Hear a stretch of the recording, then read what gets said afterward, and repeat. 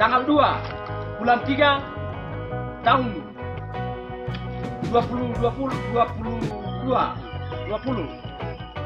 kami menyatakan bahwa TPN OPM Makobrimob 3 Nema kami minta TNI Polri dipindah pengalaman.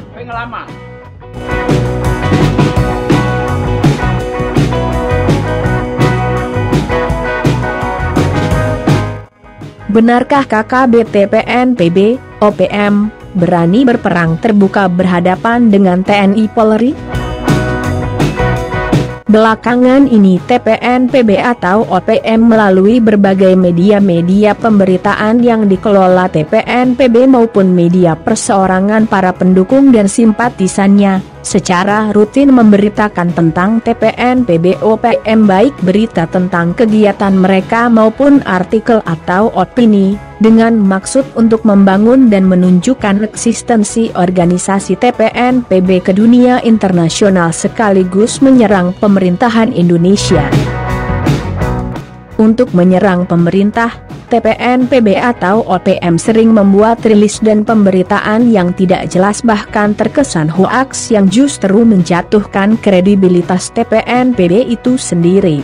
Karena saat ini, dalam era informasi digital yang sudah sangat canggih, setiap informasi akan cepat menyebar, hanya dalam hitungan menit, kebenaran suatu informasi akan dapat diketahui.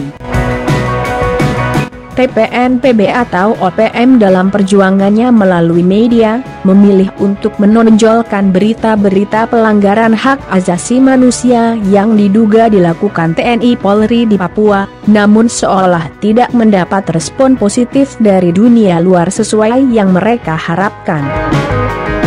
TPN PB atau OPM seolah tidak menyadari bahwa isu pelanggaran hak asasi manusia di Papua saat ini justru sudah mengarah ke TPN PB itu sendiri sejak peristiwa pembunuhan pekerja jembatan tahun 2018 dan peristiwa isu rasis pada Desember tahun 2019 yang banyak memakan korban dari masyarakat sipil.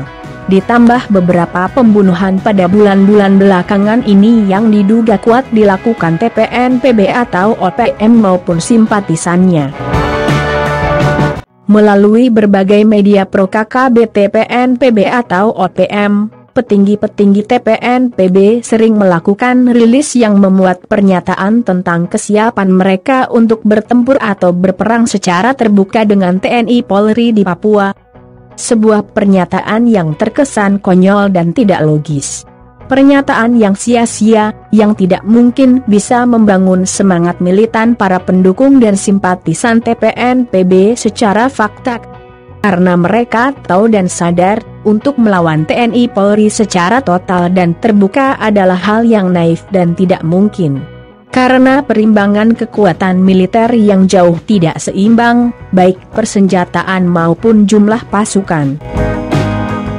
Selama ini kita tahu, TPN PB atau OPM dalam melakukan aksinya hanya dengan memanfaatkan berbagai kesempatan saja.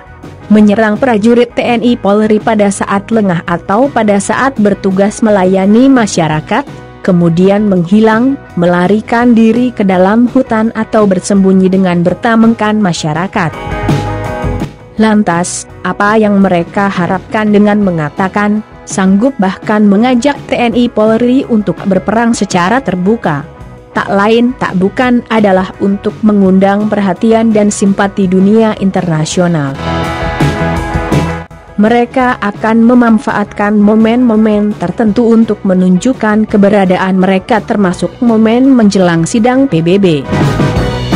Untuk momen tertentu TPN PB akan melakukan berbagai aksi yang akan memancing TNI Polri melakukan reaksi kemudian terjadi konflik atau konfrontasi. Pada saat yang sama para elit TPN PB melalui medianya akan berteriak-teriak ke dunia internasional bahwa di Papua sedang terjadi pelanggaran HAM oleh TNI Polri. Suatu trik politik yang sudah usang dan mudah terbaca. Sebenarnya, saat ini ada dilema menyangkut penanganan KKBTPN PB atau OPM di Papua. Sebahagian besar masyarakat menginginkan agar kelompok kriminal bersenjata di Papua diliteraturkan dengan sebutan teroris, karena sebahagian besar literatur atau kriteria tentang penyebutan teroris sudah terpenuhi dengan melihat berbagai aksi yang dilakukan KKBTPN PB. Jika pemerintah Indonesia mau memasukkan KKBTPN PB sebagai teroris, maka penanganan atau penumpasan kelompok kriminal TPN PB tidak perlu memakan waktu yang lama serta tidak akan menimbulkan korban yang banyak dari pasukan TNI Polri maupun dari masyarakat sipil. Sesuai aturan, untuk penanggulangan terorisme tidak ada aturan pembatasan jenis maupun kekuatan persenjataan. Semua jenis persenjataan dapat digunakan. Seluruh negara di dunia sudah menyepakati bahwa teroris adalah musuh bersama yang harus diberantas dengan segala kekuatan persenjataan yang ada. Namun pemerintah Indonesia masih enggan untuk memberi label teroris kepada KKBTPN PB. Pemerintah Indonesia tetap berusaha untuk menangani KKBTPN PB dengan mengedepankan penegakan hukum pada tingkat kriminal separatis, serta tetap berusaha untuk melakukan pendekatan humanitas. Karena bagaimanapun juga KKBTPN PB masih dianggap pemerintah sebagai bahagian dari masyarakat Indonesia.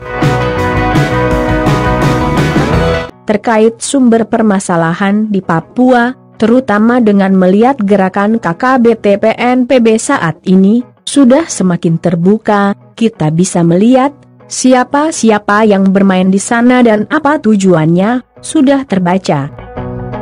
Beberapa petinggi atau elit TPN PB yang berada di luar Papua selalu mempolitisir atau menjual isu Papua untuk mencari simpati dari dunia internasional yang pada ujungnya berharap bantuan uang dengan alasan untuk biaya perjuangan. Mereka menggunakan isu Papua Merdeka sebagai modal mencari uang untuk membiayai hidup mereka. Ini dapat kita mengerti, karena hampir semua petinggi atau elit TPN PB itu tidak mempunyai pekerjaan atau usaha untuk menopang kehidupan mereka. Hampir semua mereka adalah pelarian atau masuk dalam daftar pencarian orang oleh kepolisian Indonesia, karena berbagai pelanggaran hukum yang mereka lakukan. Mereka tidak mungkin bisa kembali ke Papua. Kemudian, permasalahan di Papua juga karena adanya provokasi dari berbagai pihak bahkan negara luar, yang menghembuskan iming-iming atau mimpi indah kepada sebahagian masyarakat di Papua melalui lembaga-lembaga atau organisasi tertentu, agar Papua melepaskan diri dari Negara Kesatuan Republik Indonesia. Pihak-pihak atau negara-negara ini bahkan berani memberi talangan biaya perjuangan secara sembunyi-sembunyi sebagai uang mahar tujuan politik mereka. Uang mahar maupun persenjataan yang mereka berikan akan mereka gunakan sebagai pintu masuk untuk mengelola hasil bumi Papua serta mengendalikan Papua nantinya apabila tujuan mereka berhasil. Pihak-pihak atau negara yang menginginkan Papua terlepas dari Indonesia secara transparan memasukkan provokasinya melalui organisasi-organisasi tertentu, melalui isu ras, agama dan kesenjangan sosial. Beberapa tahun yang lalu, para provokator ini mengangkat isu pembangunan sebagai dasar tuntutan mereka. Setelah pemerintah memfokuskan dan mempercepat pembangunan di Papua dan berhasil, mereka mengalihkan lagi isu kepada kesenjangan sosial sebagai dasar tuntutan mereka. Ini terlihat dari berbagai narasi konyol tuntutan mereka. Kami tidak butuh pembangunan, kami tidak butuh jalan, karena jalan dan bangunan tidak bisa dimakan. Suatu narasi pernyataan yang konyol, yang membodohi masyarakat. Kita berharap agar masyarakat di Papua, terutama bagi sebahagian masyarakat yang selama ini mudah terprovokasi oleh KKBT PNPB maupun oleh organisasi tertentu, untuk tidak lagi percaya dengan berbagai isu bohong dan segala bentuk janji atau iming-iming yang tidak jelas.